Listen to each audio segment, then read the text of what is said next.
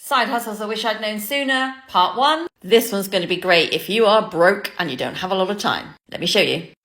Head over to Amazon and scroll to the bottom of the page. Where it says make money with us, scroll down until you see it says become an affiliate. In some countries this will say become an associate. Click here. This will take you to this page, and right here you can sign up for free.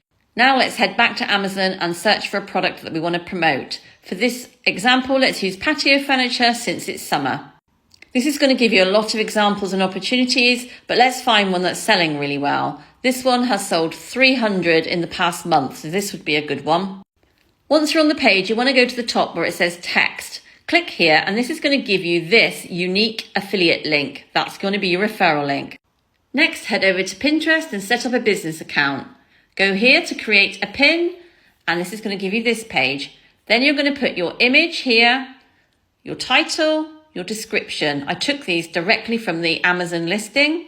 And here where it says add your website link will be where you put that affiliate link. This is really important because that's how you're going to get paid, people. Now, anytime anyone clicks your pin and goes and buys that product, you're going to get paid. Simple, huh?